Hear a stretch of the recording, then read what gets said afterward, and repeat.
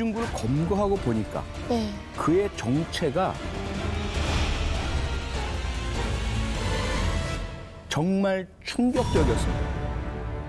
10여 년 동안 전국을 돌면서 부녀자 70여 명을 연쇄 성폭행한 용의자는 평범해 보이는 40대 가장이었습니다.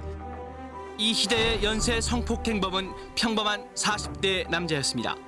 부인과 자녀 2명을 둔 한 가정의 가장. 자녀도 있어. 동네 조기축구회에서는 운동을 즐겼습니다. 이웃 주민들이 그를 잘 모를 정도로 조용하고 평범한 시민이었습니다. 아는 거 없고 결혼 안 했어요. 자기도 딸을 가진 사람이 어떻게 그럴 수가 있느냐 막 그런 얘기를 하죠.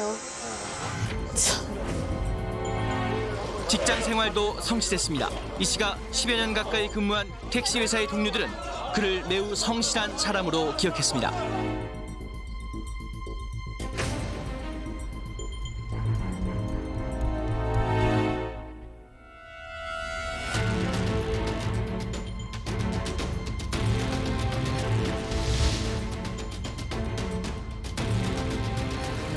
우와, 철저했네. 철저했어. 자기 아빠와 남편이 이런 정말 흉악한 범죄자다라는 걸 알았을 때 그 심정이 어땠을까. 아니 어떻게 아내랑 자녀까지 있는 사람이 저런 짓을 저지를 수 있는 거죠? 근데 세월이 무려 10년이에요. 근데 이걸 어떻게 이렇게 감출 수가 있었을까요? 그야말로 표리부동, 겉과 속이 다른 생활, 이중 생활을 이중구가 완벽하게 해왔다라는 이야기죠. 이중구가 검거되고 난 뒤에 이 가족은 당분간 면회조차 안 했어요. 너무 충격받아서요? 그렇죠. 가족 입장에서 봤을 때는 예. 발발이라고 방송에 계속 나오고 저런 죽일 놈이 있나. 얼마나 욕을 했겠어요. 얼마나 같이 그랬겠어요. 뉴스를 보면서. 예, 그랬는데 예. 내 남편이었다니, 내 아빠였다니 상상도 못할 일이 벌어진 거죠. 어떻게 겉에서 보면은 평범하게 잘 사는 가장이자 아버지잖아요. 근데 왜 그랬을까요? 뭐가 문제였을까요? 저는 그냥 딱 든 생각이 일단 어쨌건 가족이 있잖아요. 가정을 이루고 있고 그런 어떤 부부관계에서 불만족한 게 욕구불만 같은 게 있지 않았나라는 생각이 들고 아니면은 왜 그런 사람들 성적 제어가 안 되는 사람이지 않았을까라는 생각도 좀 들거든요. 기본적으로 이제 성폭행은 대부분 이제 잘못된 성인지 왜곡으로부터 시작되죠. 그렇기 때문에 이 사람 같은 경우에는 그렇게 일회로 끝난 게 아니고요. 문제는 연쇄 성폭행범이 된 건데 왜 멈출 수가 없었느냐 이 10년을 질문이 했으니까. 그렇죠. 이 질문이 더 정확할 텐데 멈출 수 없는 데는 그만한 이유가 생긴 겁니다. 성중독이라고 하는 일종의 충동 조절 장애. 보통 이제 뭐 중독이라는 얘기는 보통 마약에만 많이 쓰잖아요. 성적인 침해, 성적인 어떤 일탈 행위도 사실은 마약처럼 극도의 쾌감, 자극을 주기 때문에 이것도 한 번 하기 시작하면은 이제 멈출 수 없는 지경으로 빠져든다는 거죠. 본인 진술에 따르면 여자만 보면 성욕이 생겨가지고 주체할 수가 없다. 부부 관계를 해도 다시 또 나가가지고 성관계를 하고 싶어진다. 이렇게 얘기를 했다 그래요. 결국 여성에 대하여 뭐 성놀이개 정도로밖에는 생각 안 했다. 근데 문제는 이제 점점 그런 이제 사고방식, 그런 행동이 중독이 돼 간 거죠. 멈출 수 없게 된 거죠. 우리 이전에 연쇄살인에서 얘기했던 어떤 뭐 중독 사이클 뭐 그런 건가요? 비슷비슷합니다. 그렇기 때문에 일종의 이제 행위 중독 같은 게 되는 거예요. 근데 문제는 이 사람은 거기서 한 발 더 나가서 이제 피해자 연령대조차도 범위가 점점 넓어집니다. 그래서 처음에는 이제 뭐 부녀자들을 대상으로 했는데 나중에 점점 반복되면서 나이가 어린 아동까지 또는 아주 나이가 많은 할머니까지 그런 것들을 리그레스트 일종의 이제 변화한다는 거예요. 이제 퇴행 비슷한 거를 해가지고 어린애한테까지도 손을 벌리는 그런 아주 나쁜 쪽으로 일탈이 진행됐던 것 같다. 이렇게 이제 얘기해 볼 수가 있겠죠.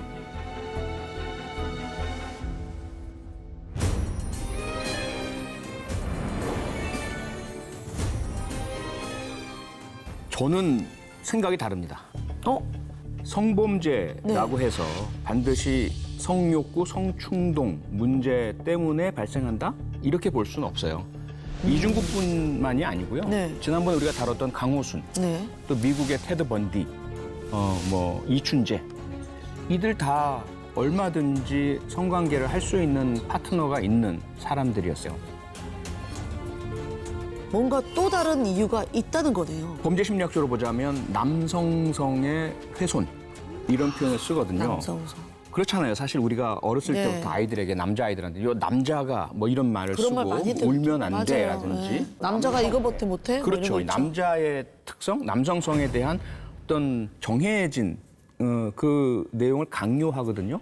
이중구의 어떤 특성, 키가 아주 작고 체격이 왜소합니다. 네. 157cm 정도이고요. 그리고 아주 깡마른 그런 체형입니다. 그렇다고 해서 모두가 다 이런 범행을 저지르는 건 절대로 아니에요. 네. 문제는 본인의 처지에 대해서 어떻게 생각하느냐의 문제인데 이중구는 어린 시절부터 아주 위축되어서 네. 자신감이 없이 열등감을 가진 채 살아왔던 것으로 보입니다. 그럴 것 같아요. 왜냐면 157이면 저보다도 키가 작거든요. 근데 대한민국 평균 이제 남자 키에 비하면은 작은 편이니까 거기서부터 좀 위축이 되어 있지 않았나 그런 생각이 좀 드네요. 다른 사람들은 그것을 극복하기 위한 정상적이고 바람직한 노력들을 해서 오히려 뭐 성공한다든지 이런 그럼요. 경우들이 있지만 네. 이중구는 왜곡된 수단과 왜곡된 방법으로 이것을 풀려고 하고 여기에 의존을 하게 됐던 겁니다. 힘없는 진짜 연약한 그냥 여성을 제압하고 성폭행할 때 아 내가 비로소 좀 강하구나 이런 느낌을 받았다는 거군요. 우월하고 정복하고 지배하는 그 상황에 빠져들게 된 거죠.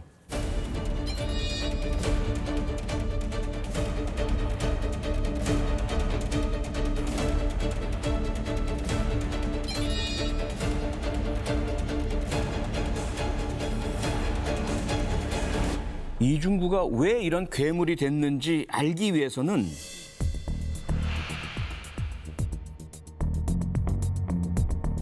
그의 삶을 살펴봐야 되잖아요. 네. 쭉 살펴보다 보면 끼워지지 말았어야 할 첫 단추, 그게 발견이 되는데 그 첫 단추가 이 이중구의 첫 범행이라고 볼 수 있거든요. 네. 택시 기사로 일하던 1997년으로 거슬러 올라가 볼게요. 네.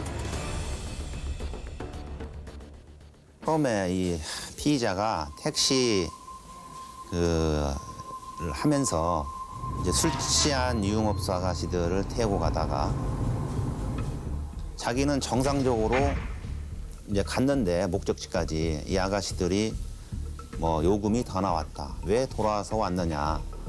그런 요구 사항을 듣고 모욕감을 느껴서 그 아가씨를 피해 대상으로 선정했다. 근데 이 여성분이 현금 돈을 이중구의 얼굴에다가 확 뿌려버리고 간 거죠.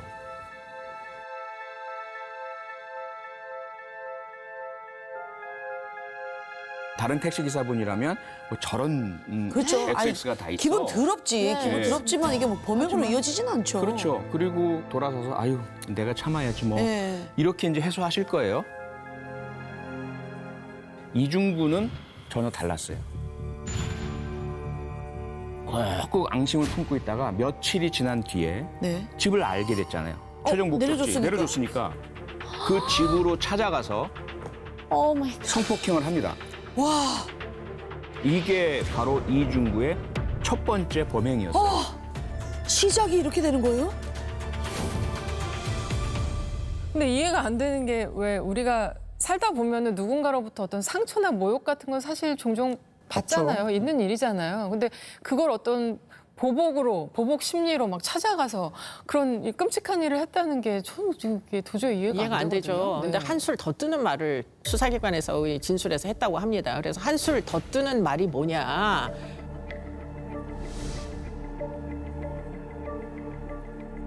여성이 속옷을 안 입고 잠자고 있어가지고 그래서 욕정을 느껴서 성폭행을 했다. 이렇게 이제 이야기를 하고 있는데 대체 앞뒤가 잘 안 맞는 얘기로 그렇게 추정이 됩니다.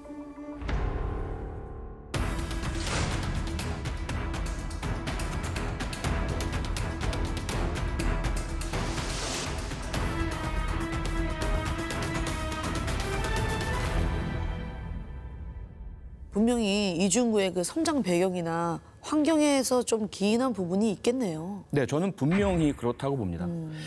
이중구가 얼마나 소심했냐 하면요.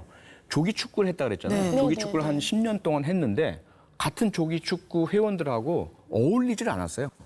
딱 시간 되면 가서 축구하고 그다음에 이제 회비를 내잖아요. 네네. 회비 내면 그 회비로 식사하는 자리만 가서 자기 분량만큼만 딱 밥만 먹고 그냥 가버렸대요.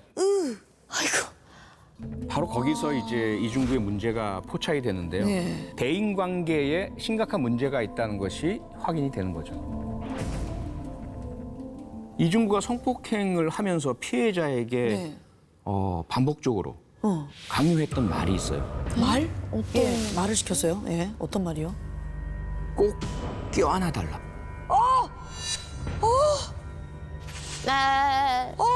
나는 당신과 관계를 맺는 것이 좋다. 진짜 소름 돋아요. 야, 이거 진짜 이게 진짜 버러지 같은 놈이네요. 권고된 이후에도 뭐 여러 다양한 검사를 해봤어요. 그 결과를 보면 아주 자존감이 낮고요. 자신감이 부족한 그 상태로 전반적인 삶을 다 살아왔던 것 같고 그런 과정에서 피해의식, 사람에 대한 경계심, 불신, 또 스스로에 대해서는 아주 부정적 자아 이런 것들이 강하게 형성된 것으로 보입니다. 그리고 특히 이제 이러한 대인관계 미숙과 사회관계의 좀 미숙함, 여기서 나오는 스트레스를 범행을 통해서 해소한 이런 측면이 보입니다. 문제는 그러면서 이 친구가 돈에 굉장히 집착을 하기에 이른 것으로 보입니다. 여성을 성폭한 후에는 반드시 돈을 요구했다고 합니다. 어느 정도의 금액대를. 있는 대로 내라. 그래서 이 정말 원룸에 사는 여성들이 무슨 돈이 있겠어요. 그러니까요. 기껏 갈취한 게 10만 원, 20만 원? 이 정도의 돈을 갈취하기 위해서 지금 이 짓을 계속한 거예요. 근데 뭐 10만 원, 20만 원이 뭐 큰 돈은 아니라고 해도 피해자가 엄청 많았잖아요. 180몇 명이었으니까. 그렇습니다. 그러면 네. 금액이 상당할 것 같은데요. 그래서 결국은 강취한 돈이 4,700만 원? 근데 정말 놀라운 일은 이걸 어디에 썼느냐, 어디에 썼을 것 같으세요? 저는 그냥 뻔하게 이런 아무래도 게다가 또 성적 충동 제어 장애까지 있으니까 네. 그런 유흥비에 다 썼을 것 같다는 생각이 들거든요.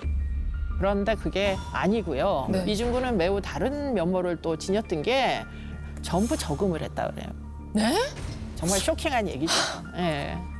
돈을 진짜 열심히 모아가지고 검거 당시에 통장에 있는 돈이 현금을 합쳐가지고 1억 4천만 원? 지금 검거가 2006년도에 됐다 그랬잖아요. 그때 1억 4천이면 지금 엄청 큰 돈이죠. 네, 몇 배 되는 돈일 거예요. 이 사람이 그 돈을 얼마나 끔찍히 여겼느냐. 피해자와 합의만 하면 전과가 안 생길 수도 있는 시절을 살았는데 징역을 살래 아니면 피해자들하고 합의를 보고 풀려날래 이렇게 물어보면 1억 4천을 내놓을 바에는 차라리 징역 20년을 가겠다 이렇게 대답을 했다고 알려지고 있습니다. 놀라운 일이죠. 결국 지금도 본인 뜻대로 감옥에 있겠네요. 현재 무기징역을 선고받고 복역 중이라고 아직은 네. 그렇게 알려지고 있어요.